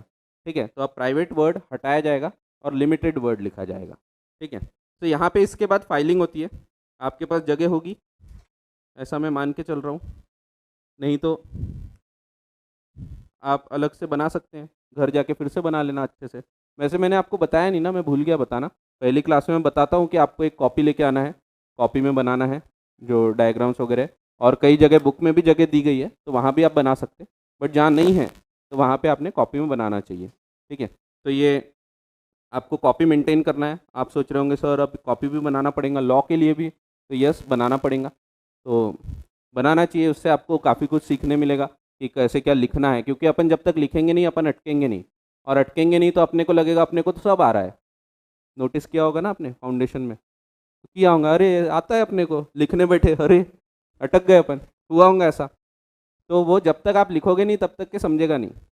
ठीक है, तो कितना भी मैं भी लिख के बताऊंगा तो भी कोई मतलब नहीं होता, आपको लिखना पड़ता है खुद को, और खुद के हाथ से आप लिखोगे ना तो आपको याद भी रहेगा, वो एक विजुअल मेमोरी होती है, तो उसमें छप जाता है वो। तो जब खुद के हाथ से लिखा हुआ होता है तो याद रहती है चीज़ें, और वैसे भी आप लोग सोच सोच के कर रहे हैं तो वो ऐसे भी याद रहेगी, तो अच्छी बात है। तो आधे आंसर तो आप ही दे दे रहे, तो होता है ऐसा, तो अच्छी बात है, सीखना चाहिए ऐसे। सो जनरल मीटिंग में स्पेशल रेजोल्यूशन हो गया, दो चीज़ की गई, alteration of articles and alteration of memorandum name clause. फिर अगला स्टेप रहेगा फाइल विथ आरओसी। 15 दिन का टाइम होता है, विद इन 15 डेज। 15 दिन के अंदर आपको फाइल करना है। क्या क्या फाइल करेंगे अपन, कॉपी ऑफ ऑल्टर्ड ये ओ ये, कॉपी ऑफ ऑल्टर्ड यम ओ ये, कॉपी ऑफ स्पेशल रेजोल्यूशन। इसका फॉर्म है, एक फॉर्म याद रखने की वैसे ज़रूरत नहीं, बट ये फॉर्म याद रखे तो अच्छा है, MGT 14। जितने भी रेजोल्यूशंस की फाइलिंग होती है MGT 14, वो दूसरा है। वो एक है INC, एक और है, वो याद मत रखो, उसका कोई मतलब नहीं है। तो INC 21, 22 ये सब फॉर्म्स भी होते हैं, बट वो याद रखने की फ़िलहाल ज़रूरत नहीं है। ठीक है, तो अभी सिर्फ MGT 14 ध्यान रखो, जिसमें हम फाइल करते हैं रेजोल्यूशंस। ठीक है, तो रेजोल्यूशन ये इसीलिए कॉमन फॉर्म है, इसीलिए याद रखने बोल रहा हूँ। वैसे ये भी याद नहीं रखे तो चलता है, लेकिन जब जब रेजोल्यूशन की फाइलिंग होती है यही फॉर्म में होती है। ठीक है, जितने भी रेजोल्यूशंस फाइल होते हैं MGT 14, तो कॉमन फॉर्म है, एक जगह याद रखो, बहुत जगह आप उसको यूज़ कर सकते हो। ठीक है, तो बाकी ऐसे फॉर्म्स याद रखने के मैं नहीं बोलता हूँ जनरली, और अपने को ज़रूरत भी नहीं होती, नहीं भी लिखोगे ना फॉर्म चलेगा। ठीक है, CS वालों को रहता है कि उन लोग याद रखते हैं, तो उन लोग रटते बैठते हैं, फॉर्म्स भी रटते हैं, सेक्शंस भी रटते हैं, बट अपने को ऐसा रटने की ज़रूरत नहीं है। अपना इंस्टीट्यूट ऐसे क्वेश्चंस नहीं पूछता, रटने वाले लेवल के नहीं पूछता। तो आपने देखा भी होगा फाउंडेशन में भी आपको डेफिनेशन भी पूछा तो रटने के लिए नहीं पूछा, उसने डायरेक्टली आपको केस स्टडी बनाया और दे दिया। तो केस स्टडी बेस्ड पूछ रहे हैं पूरे क्वेश्चंस, तो आपको रटने की बिल्कुल आवश्यकता नहीं। और इसीलिए मैं तो बोलूँगा MCQ वगैरह भी आप सॉल्व मत करो, उसमें टाइम वेस्ट होगा। मैं अपने सब्जेक्ट का बोल रहा हूँ, बाकी हर सब्जेक्ट के सर लोग आपको बताएंगे, बट मेरी ये एडवाइस हमेशा काम करती है। मैं बोलता हूँ आप कंसेप्ट समझो, पूरा क्लैरिटी आ जाएगी सब्जेक्ट की, तो MCQ में कुछ बचता ही नहीं। क्योंकि MCQ आप 100 सॉल्व करो, 1000 सॉल्व करो, वहाँ पे 1001वां आएगा, यानी ऐसा कोई क्वेश्चन आएगा जो आपको नहीं पता। तो इसीलिए आपको कंसेप्ट पूरे पता होना चाहिए। और वो केस स्टडी बना के दे रहे हैं वैसे भी MCQ, ऐसे एकदम आसान नहीं आते MCQ, केस स्टडी दे देते और उसको पूरा पढ़ो, और फिर उसके बाद फिर अपन क्वेश्चन देखने बैठते, तब तक के केस स्टडी भूल गए, फिर केस स्टडी पढ़ने जा रहे फिर क्वेश्चन भूल गए। ये होता है, एक्चुअल में होता है ये। तो उसके लिए भी क्या करना वो बताऊंगा मैं आखिरी में। अपना एक 1 डे रिविजन होता है, फिर लेक्चर्स मैं भी अलग से बनाता हूँ जिसमें कैसे फेस करना पेपर्स वगैरह को, ये सब होता है। जैसे इस बार इंस्टीट्यूट में हुआ था तो मैंने खुद का नहीं बनाया, but institute of chartered accountants का नागपुर जो चैप्टर है वहाँ पे हुआ था, तो उसमें मैंने ये सब चीज़ों पे गाइडेंस दिया था कि कैसे क्या लिखना चाहिए और केस स्टडी कैसे सॉल्व करना। तो कभी भी केस स्टडी वाले जो क्वेश्चंस है ना, पहले क्वेश्चन पढ़ लेना, उससे क्या होता है अपने क्वेश्चन दिमाग में है ना, अब अपन जब उसको केस स्टडी पढ़ते हैं तो आपको अपने आप उस एंगल से सोचने की एक ये मिल जाती है, यानी एक दिशा मिल जाती। तो कभी भी उल्टा पढ़ना उसको, तो कभी पहले पैसेज पढ़ने से चालू मत करना, पहले क्वेश्चंस पढ़ लो, क्वेश्चंस क्या है, क्वेश्चन से समझ जाएगा अच्छा CSR के ऊपर है, डिविडेंड के ऊपर है, तो उस एंगल से फिर आप उसका जो केस स्टडी है वो पढ़ोगे। नहीं तो टाइम फालतू का वेस्ट होता है। वो बहुत बार होता है, पहले केस स्टडी पढ़ रहे फिर क्वेश्चन पढ़ रहे तो केस भूल गए, फिर से यहाँ जाके पढ़ रहे हैं, तो वो होता है। तो ऐसा नहीं होना चाहिए। ठीक है, टाइम बहुत ज़्यादा इंपॉर्टेंट होता है CA एग्जाम्स में, पता ही है आपको। फाउंडेशन में देखे ही होंगे आपने कितना मुश्किल जाता है पेपर कंप्लीट करना, खासतौर पे जो लिखने वाले पेपर होते हैं। तो बाकी जो गोले मारना है वो तो कुछ नहीं, कर दिए ख़त्म। लेकिन ये दोनों पेपर, अकाउंट्स में भी टाइम कम पड़ा होगा आपको और लॉ में भी पड़ा होगा। मुश्किल से 10% लोग होते हैं जिनके पेपर पूरे होते हैं, 10% लोग, बाकी लोगों के नहीं होते पूरे। तो 90% होगा, 85% होगा।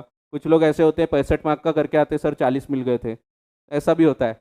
हाँ, ऐसा करते हैं लोग, इंग्लिश स्किप कर देते कुछ लोग पूरा, इंग्लिश तो पढ़ा ही नहीं था सर मैंने, लॉ के भरोसे पास हो गया, तो ऐसे भी होते हैं कुछ लोग। हाँ, ऐसे हैं, तो आपने अब देख चुके हैं। तो ये थोड़ा उसका ही आगे का लेवल है, हम एक लेवल आगे जा रहे हैं, तो ठीक है, आसान है।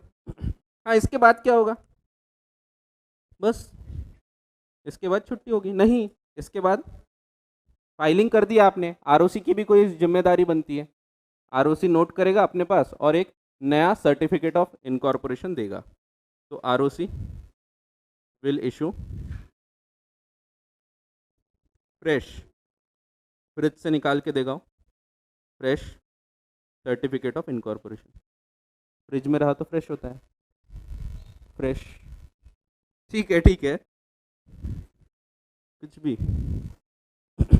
अब ROC फिर से बता देता हूँ, वैसे आपको पता होगा, बट ROC कौन है, एडमिनिस्ट्रेशन कैसे होता है, थोड़ा बहुत ऊपर ऊपर बता देता हूँ। क्या होता है, जब भी हम कंपनी की बात करते हैं तो कंपनी में सबसे ऊपर ऑर्गेनाइजेशन है MCA। ये एक्चुअली मिनिस्ट्री है, सरकार है ये। ठीक है, जब हम बोलते हैं सेंट्रल गवर्नमेंट तो उसका मतलब है MCA, ministry of corporate affairs. ठीक है, तो MCA जो है ये कौन है, ये सबसे ऊपर का जो लेवल की अथॉरिटी है, तो ये अपने यहाँ MCA है। ठीक है, जैसे आप बाकी भी जगह देखते हैं मिनिस्ट्री होती है, मिनिस्ट्री ऑफ रेलवेज होती है, वैसे ही मिनिस्ट्री ऑफ कॉर्पोरेट अफेयर्स है। ठीक है, तो ये मिनिस्ट्री है, इसमें निर्मला सीतारमण जी अभी फ़िलहाल इसके पूरे कारभार को संभाल रही हैं, तो उनके हाथ में है पूरा काम, और अपना फाइनेंस भी उनके हाथ में है, तो पूरी लगी हुई है। तो खैर ठीक है। तो खैर, तो एमसीए जो है वो भी उनके हाथ में ही है। सो एमसीए के अंडर फिर कौन होते हैं? फिर रीजनल डायरेक्टर्स बनाए गए हैं। रीजनल डायरेक्टर्स कौन है? तो रीजन के हिसाब से बनाया गया है, क्योंकि क्या होता है, मिनिस्ट्री ऑफ कॉर्पोरेट अफेयर्स ये तो पूरे देश भर का है, लेकिन अपना देश इतना बड़ा है, इतना विराट है, कि हमको ज़रूरत है कि अलग अलग एरिया पे अलग अलग लोग नज़र रख सकें, और इसीलिए रीजन के हिसाब से डायरेक्टर्स बनाए गए, regional directors. Regional director means company के डायरेक्टर्स नहीं है, ये सरकार के द्वारा अपॉइंट किए गए रीजनल डायरेक्टर्स हैं। इनके अलग अलग रीजन्स दे दिए, जैसे महाराष्ट्र हो गया, गुजरात हो गया, तो ऐसे अलग अलग, नॉर्थ ईस्ट हो गया, तो अलग अलग रीजन दे दिए, और रीजन के हिसाब से इनको अपॉइंट किया गया है। इसके अलावा इसके नीचे आते हैं registrar of companies. Registrar of company her state में एक है, तो हर स्टेट में एक आरओसी होता है, ठीक है। आप कोई भी स्टेट में चले जाओ, एक आरओसी रहेगा, रजिस्ट्रार ऑफ कंपनी। लेकिन दो स्टेट में दो है, याद रखना है आपको। एक महाराष्ट्र, पता है क्या आपको? महाराष्ट्र में दो रजिस्ट्रार है, तो महाराष्ट्र में मुंबई और पुणे, दो जगह पे रजिस्ट्रेशन होता है कंपनी का। उसी प्रकार से तमिलनाडु, तो वहाँ पे भी दो है, चेन्नई और कोयम्बटूर, तो दो जगह है वहाँ पे। तो दो स्टेट ऐसे हैं जहाँ दो आरओसी है, बाकी सब जगह एक स्टेट एक आरओसी है, ठीक है। ये दो बड़े स्टेट है जहाँ पे बहुत ज़्यादा बिजनेस है, बहुत ज़्यादा यहाँ पे पैसा भी बहुत है दोनों स्टेट में। आपने देखा होगा, दो ही स्टेट है जहाँ बॉलीवुड टॉलीवुड क्या क्या चलते रहता है, तो पैसा बहुत है। तो ये दो स्टेट में दो आरओसी है, कंपनीज भी ज़्यादा है, तो इसीलिए मैनेजमेंट करने को आरओसी भी बहुत है। आरओसी मीन्स एक ऑफिस है।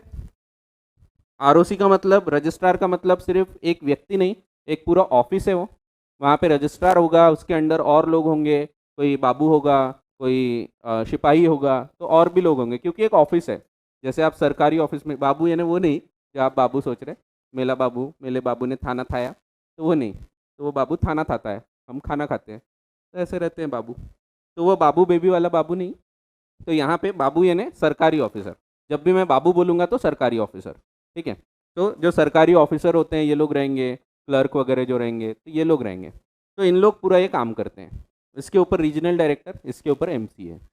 उसी प्रकार से यहाँ पे कोर्ट भी जो है, सबसे नीचे है NCLT tribunal, national company law tribunal. अगर आपको कोई भी दिक्कत है तो आप ट्रिब्यूनल में जाएंगे, आप अब कोर्ट नहीं जाते। पहले ऐसा होता था, आप कोर्ट में जाते थे, district court, high court, but यहाँ पे बहुत टाइम लगता था, तारीख पे तारीख चलते रहती थी, और इसीलिए ट्रिब्यूनल बनाए गए। इसके ऊपर अगर आप इससे सेटिस्फाइड नहीं है, इसने जो डिसीजन दिया वो ठीक नहीं लग रहा, तो आप अपील पे जा सकते हैं, NCLAT, national company law appellate tribunal. और इसके ऊपर अगर आप और चाहते हैं कि नहीं मुझे न्याय नहीं मिला, तो आप जा सकते हैं सुप्रीम कोर्ट, ठीक है। तो ऐसा है, उसके बाद फिर कहीं नहीं जा सकते, बस खत्म हो गई। तो इसके बाद अगर जाना है तो प्रेसिडेंट के पास जा सकते हैं आप, और कुछ नहीं। तो लॉ सिर्फ इतना ही आपको आज़ादी देता है। प्रेसिडेंट के पास अर्जी देते ना कई बार कि सुप्रीम कोर्ट ने भी डिसीजन दे दिया सजाए मौत, फिर भी वो जाता है, नहीं नहीं मुझे माफ़ कर दो, क्षमा याचना करते हैं, तो वो president is the first person of India, उसने बोल दिया तो बात खत्म हो गई फिर, तो उसके हाथ में रहती है पावर। तो ऐसा है। सो ये दिया है आपको, मैं आपको ये बता देता हूँ कहाँ दिया है।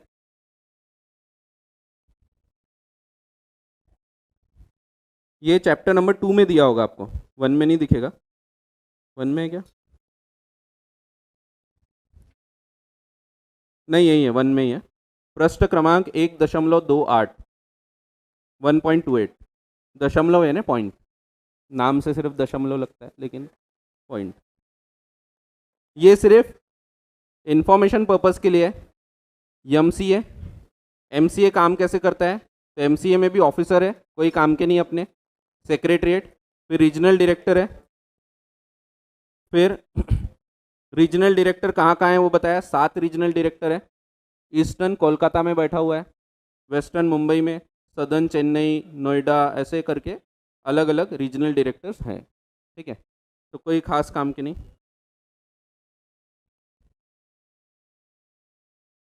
और NCLT और NCLAT ये आपको यहाँ पे बताया हुआ है, ठीक है। तो ये सिर्फ इंफॉर्मेशन पर्पस के लिए, रटने की बिल्कुल आवश्यकता इसकी नहीं है।